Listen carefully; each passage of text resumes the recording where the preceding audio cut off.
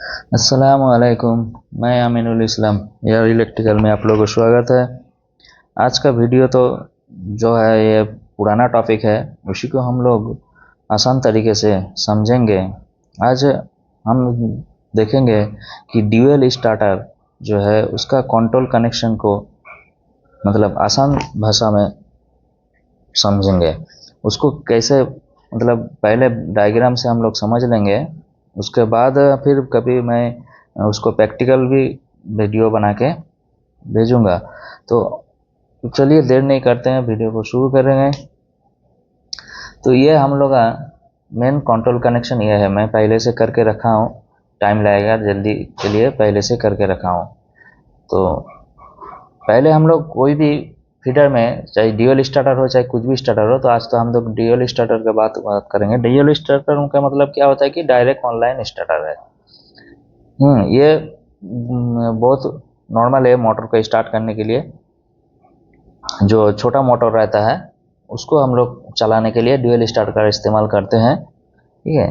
तो उसका कंट्रोल कैसे डायग्राम होता है, कैसे कनेक्शन होता है, डायग्राम में भी उस डायग्राम को भी समझेंगे, और कनेक्शन कैसे चालू हो रहा है, कैसे ऑन ऑफ हो रहा है, स्टार्ट स्टॉप हो रहा है, वो सारा चीज़ समझेंगे, ठीक है। तो ये हम लोग का जो पहले जो है ये हम लोग का K1 है। K1 क्या है? मेन कॉन्टैक्टर जो है, मेन जो मोटर को जो स्टार्ट करता है, जो वही है कॉन्टैक्टर। कॉन्टैक्टर, इसी कॉन्टैक्टर को हम लोग को चालू करना है, उसके लिए हम लोग को इतना सारा कनेक्शन है। तो ये कॉन्टैक्टर है, ये हमारा इंडिकेटर है, मतलब ये ऑन इंडिकेटर है, ये ऑफ इंडिकेटर है, ये ट्रिप का इंडिकेटर है, इंडिकेशन के लिए लाइट है। तो ये हम लोग का ये न्यूट्रल लाइट, ये एमसीबी है।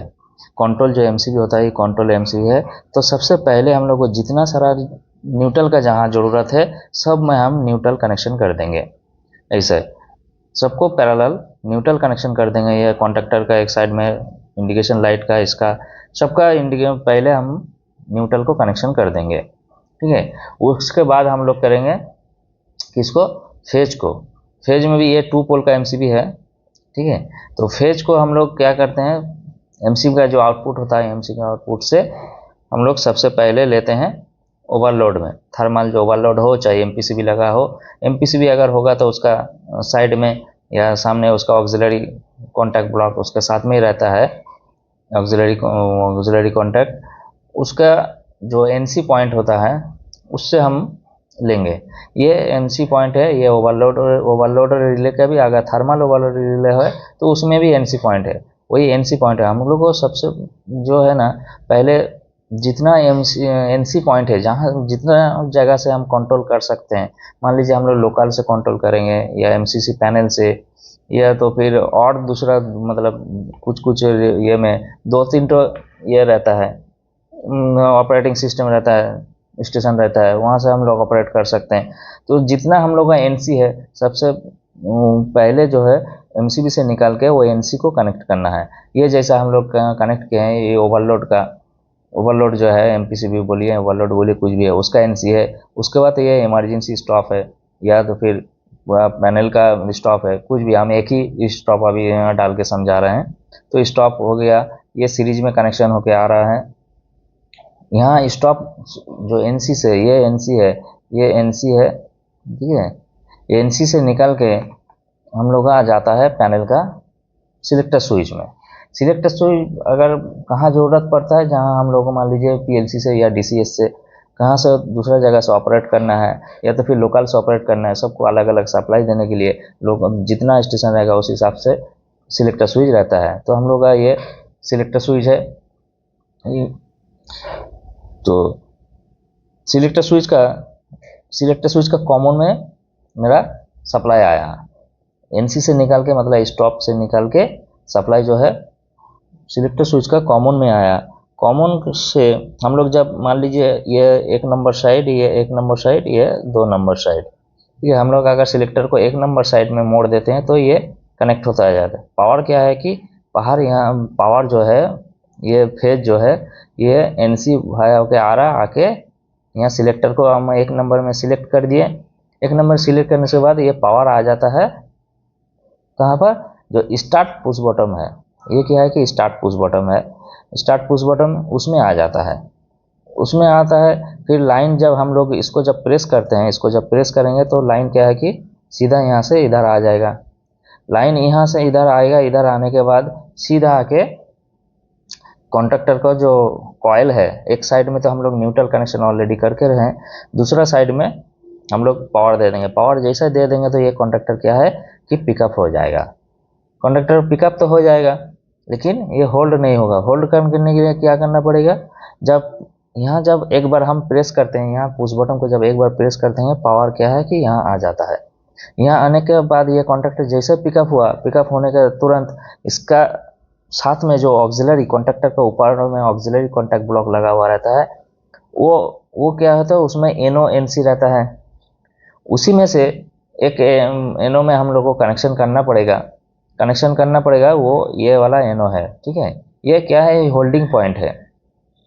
तो यहाँ से और एक सप्लाई लेके उसी कॉन्टैक्टर का, उसी K1 कॉन्टैक्टर का जो है एक एनओ पॉइंट में कनेक्शन करना पड़ेगा। हम लोग यहाँ से जब स्टार्ट करने के बाद क्या है कि ये ऑन हो गया, ऑन होने से उसी टाइम ये वाला जो एनओ है, ये क्या होता है, ये एनसी होता है, ये एनसी हो जाता है। एनसी हो जाने से क्या होता है कि यहाँ से लाइन जब हम लोग एक बार टच करने के बाद यहाँ छोड़ देते हैं, स्टार्ट करने के बाद हम लोग क्या है, कुछ भी पुश बटन को स्टार्ट जैसे पुश करते हैं, पुश करने के बाद फिर छोड़ देते हैं। जब हम पुश करते हैं उसी टाइम एनसी होता है, लेकिन जब छोड़ देते हैं तो फिर वो एनओ हो जाता है। तो एनओ हो जाने तो उस टाइम तो कॉन्टैक्टर बंद हो जाएगा, तो मोटर बंद हो जाएगा। लेकिन उस टाइम क्या होता है कि जो पावर है, पावर इस साइड से ये वाला एनओ जो है, ये क्योंकि उस टाइम तो स्टार्ट मारने का टाइम ये कॉन्टैक्टर पिकअप हो जाता है, तो ये एनओ एनसी हो जाता है। ये एनसी हो जाता है तो लाइन उस टाइम क्या होता है कि इधर से घूम के इधर से जाके कंटिन्यू इसको ऑन में रखता है, कंटिन्यू इसको ऑन में रखता है, ये ऑन में रहेगा। अभी अगर हमको बंद करना है या तो फिर मान लीजिए ट्रिप करेगा, उस टाइम बंद कैसे होता है, उस टाइम जो है, अभी मान लीजिए यहाँ से हम इसको बंद करना है, हमें कुछ भी मोटर को अगर ऑफ करना है, मोटर को ऑफ करने के लिए क्या करना है कि हमको इसको प्रेस करना है। यहाँ से प्रेस करेंगे तो यहाँ से लाइन कट जाएगा, तो यहाँ से लाइन आना बंद हो जाएगा, तो ये बंद हो जाता है। वैसे सेम कंडीशन अगर ट्रिप किया तो ट्रिप का ये क्या है, ये एनसी है। ये ट्रिप जब ट्रिप हो जाएगा, ओवरलोड हो चाहे एमपीसीबी हो, ट्रिप होने से क्या है कि ये एनसी इनो हो जाता है, फिर लाइन यहाँ से ब्रेक हो जाता है, लाइन और आगे नहीं बढ़ता है। तो ऐसा ही ये काम करता है, ऐसे करके काम करता है। तो हम लोग, ये तो हो गया एमसीसी मोड, हो गया लोकल मोड। यहीं से आप पैरेलल करके लोकल में भी डाल सकते हैं, लोकल में स्टार्ट पुश बटन डाल के, उसमें लोकल के में भी आप लोग को ऐसा होल्डिंग देना पड़ेगा। यहाँ जैसा होल्डिंग पॉइंट दिए हैं ऐसे होल्डिंग पॉइंट उसमें भी देना पड़ेगा, ठीक है। तो अभी अगर हम पीएलसी से अगर चालू करना है, पीएलसी से क्या करते हैं, अगर सिलेक्टर को हम 2 नंबर में सिलेक्ट कर देंगे तो इसमें इधर पावर सप्लाई नहीं जाएगा, पावर सप्लाई नहीं जाएगा तो ये होल्डिंग नहीं होगा, ठीक है। अभी हम 2 नंबर में सिलेक्ट करने, पावर क्या है कि इधर आ जाएगा। तो पीएलसी पैनल में एक पोटेंशियल रिले रहता है। पीएलसी क्या करता है, जो कंप्यूटर है, कंप्यूटर से उसमें आउटपुट जो रिले है उस रिले को पिकअप करता है। पिकअप करने से ये वही वाला, ये पैनल का, पीएलसी पैनल का अंदर का ये रिले है। ये रिले हमेशा एनो रहता है, एनो में ही कनेक्ट करना रहता है, एनो में ही होता है। जब हम कमांड देते हैं, जब कंप्यूटर से कमांड देंगे, कमांड देने से ये एनो जो है एनसी हो जाता है। एनसी होने से ये मोटर ऑन हो जाता है। मोटर ऑन हो जाता है तो अभी अगर हम स्टॉप पीएलसी से स्टॉप करना है तो लॉजिक से पीएलसी से जो है फिर इसको एनो कर देता है।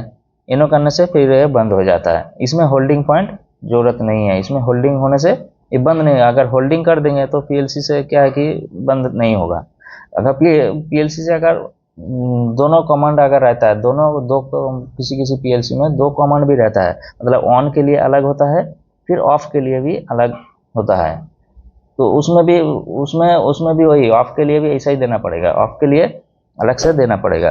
तो जिसमें अगर नहीं है, मैक्सिमम ज़्यादातर जो है पीएलसी में क्या होता है कि ऐसा ही रहता है, ऑफ के लिए बहुत कम यूज़ होता है। और उसमें क्या है, झूठ मूठ के 2 और आउटपुट और डी और जो है यूज़ होता है। इसीलिए एक ही टो में जब काम हो जाता है तो एक टो में हो जाता है। उसमें क्या है ना, थोड़ा कॉस्टिंग कम हो जाता है और कुछ नहीं, पैनल का जो कॉस्टिंग होता है वो थोड़ा कम हो जाता है इसमें, इसीलिए ऐसा ज़्यादा चलता है। तो ये तो ऑन ऑफ हो गया। अगर हम लोग इंडिकेशन को अगर समझेंगे तो इंडिकेशन कैसा होता है, इंडिकेशन होता है हम लोग का पावर यहाँ से आएगा, पावर जो है स्टॉप, इमरजेंसी जो स्टॉप है या कुछ भी स्टॉप है, स्टॉप जो लास्ट स्टॉप है वहाँ से पावर को ले लेना है। पावर को लेके इसी K1 जो कॉन्टेक्टर है उसका और एक ऑक्सिलरी जो कॉन्टैक्ट ब्लॉक है और एक दूसरा एनो रहता है, उसमें भी अगर नहीं रहता है तो फिर और एक ऑक्सिलरी कॉन्टैक्ट ब्लॉक लगाना पड़ेगा। हाँ, तो उसका जो एनो पॉइंट है उसका एनो पॉइंट से ऐसा जैसा इसका साथ इसको मैच नहीं करना है, ऐसा जैसा रहता है इसका अलग से इसको सप्लाई लेके और इसी कॉन्टैक्टर का एनो पॉइंट में देना है। एनो पॉइंट में देने से ये इंडिकेशन जलेगा। जैसे ये कॉन्टैक्टर पिकअप होता है तो ये जो एनो है ये भी एनो एनसी हो जाता है। एनो एनसी हो जाता है तो लाइन क्या है ना, सीधा ये ऑन इंडिकेशन को चालू करता है। ऑफ इंडिकेशन क्या होता है, ऑफ इंडिकेशन में ये तो हम लोग एनो में कनेक्शन किए हैं, लेकिन ऑफ इंडिकेशन में हम लोग को एनसी में कनेक्शन करना पड़ेगा।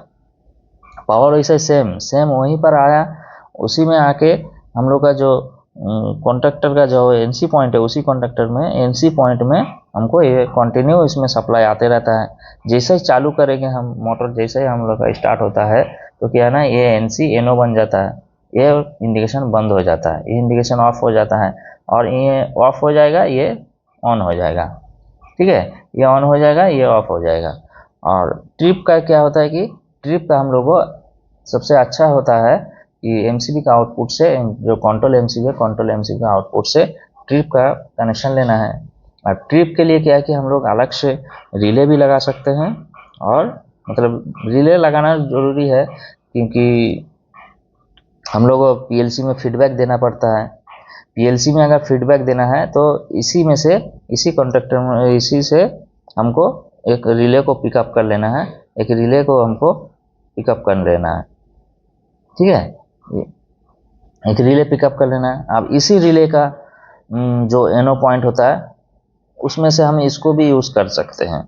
मतलब जैसा हमारा ट्रिप हो जाएगा, ये ओवरलोड जैसा ट्रिप हो जाएगा तो इसमें एक एनो पॉइंट होता है। ये जैसा ये तो एनसी पॉइंट, मतलब कॉन्टैक्ट स्टॉप पूरा स्टार्टर को ऑफ करने के लिए एनसी पॉइंट को यूज़ किए, इसी का पैरेलल में और एक एनो पॉइंट होता है। ठीक है, उसी एनो पॉइंट से हम लोग एक इसी में सप्लाई देके इसको जो रिले को चालू कर सकते हैं, या तो फिर डायरेक्ट भी हम इसमें दे सकते हैं। इसमें जो और एक जो पॉइंट होता है, इसमें और एक पॉइंट जो होता है उसमें से हम डायरेक्ट इंडिकेशन को भी दे सकते हैं अगर पीएलसी का नहीं है तो।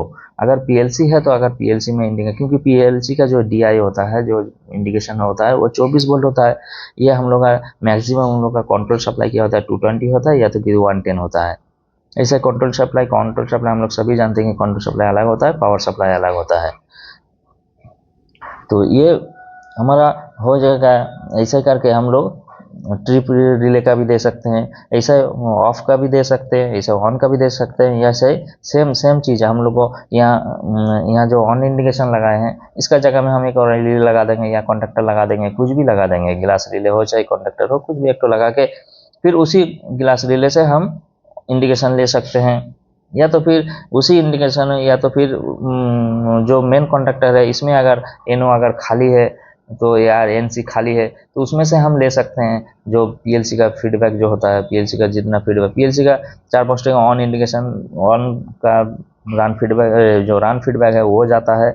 ऑफ फीडबैक जो इमरजेंसी फीडबैक जाता है, ट्रिप फीडबैक जाता है। तो ये सारा फीडबैक जो है हम लोग रिले लगा के भी दे सकते हैं और डायरेक्ट भी उसी कॉन्ट्रैक्टर से, इसी कॉन्ट्रैक्टर से दे सकते हैं। तो ट्रिप होगा जब ये ट्रिपिंग का जो होता सिस्टम होता है, ये जो एनो इसमें जो एनो रहता है, ये एनो एनसी होता है। एनसी होने के बाद ये हमारा चालू हो जाता है, ये चालू होने से फिर ट्रिप इंडिकेशन जलता है। तो ऐसा ही है पूरा सिस्टम, ऐसा ही करके चलता है।